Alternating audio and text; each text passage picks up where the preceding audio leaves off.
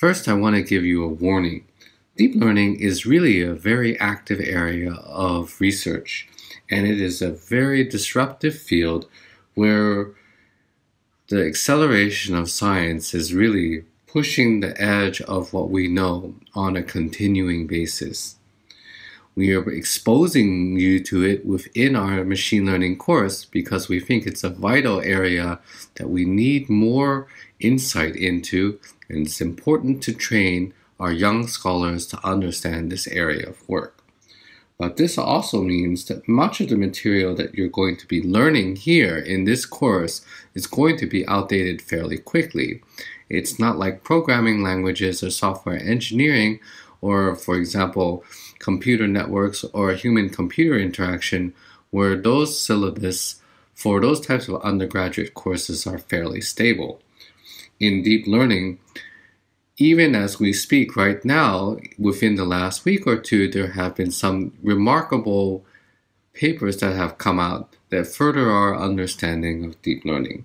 And this is going to continue to be the case over the next couple of years. What I want you to do is think of it from a machine learning perspective as well.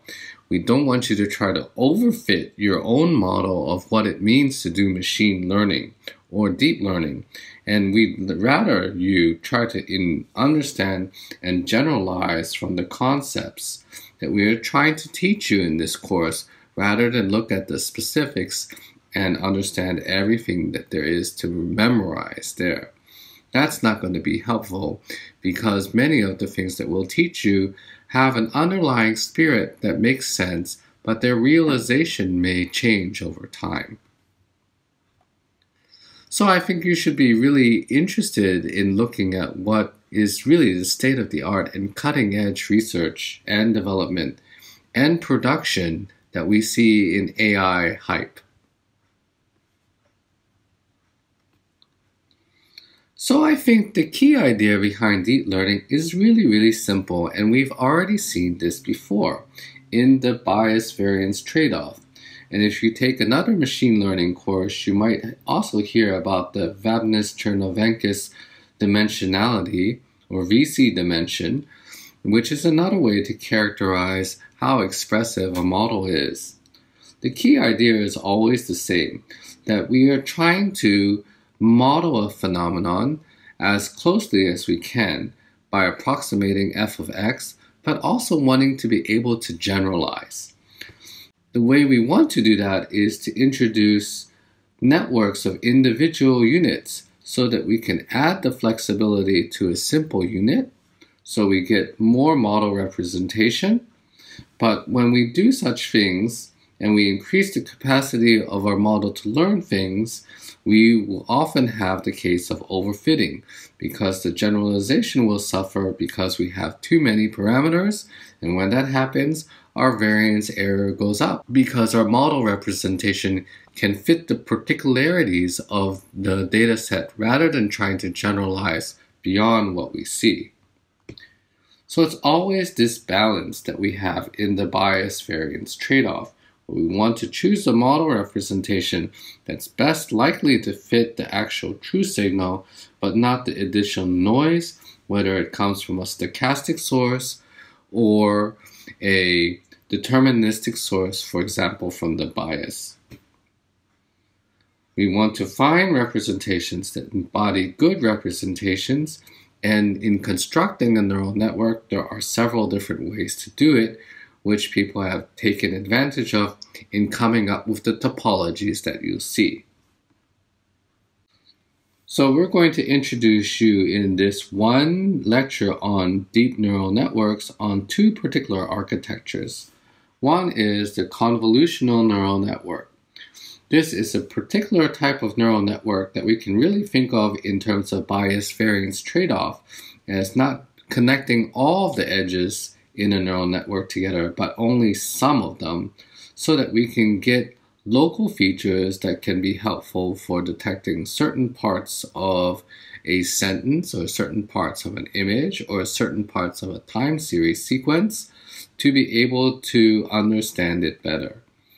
The other type of network architecture that we will learn is the recurrent neural network.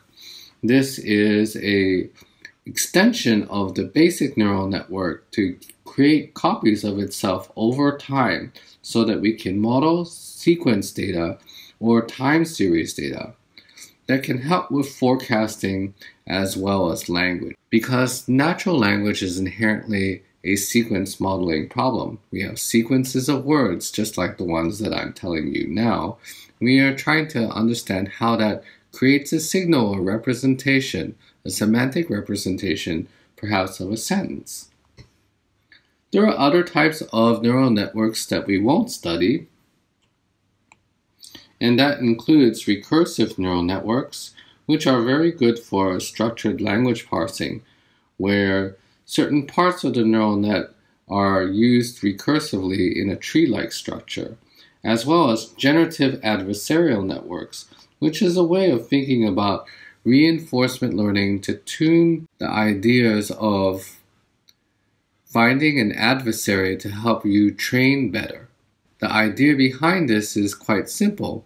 Perhaps, for example, you're trying to study for a midterm exam. Then what a friend might give you a mock test which they expect you to do poorly on. And by giving this test to you, you can try to improve your capability to take a midterm test and do well with it. So iterating between an adversary and some agent trying to achieve an objective function can help to get better results. In describing neural network architectures, we'll find that there's actually several different parameters that come with it. There's the idea of different layers in a neural network. These usually apply to convolutional neural networks, but can be applied elsewhere as well. So there'll be things such as a fully connected layer, which we've seen before, where all of the neurons at one level are connected to the following level, as well as pooling levels, convolution levels, nonlinear activation levels, attention levels or layers, as well as residual layers. We'll touch upon all of these in the post-class lecture. There's also the idea of what type of activation to be used, which directly addresses this part about the nonlinear activation. There are many we can choose from. We've already seen the sigmoid as well as the hyperbolic tangent, but these became huge problems when we deal with multi-level neural networks. And new methods such as the rectified linear unit, the leaky version of that, the max-out version of this, were all different ways of addressing these particular challenges presented by the sigmoid and hyperbolic tangent. There's also the output activation that helps us to do classification.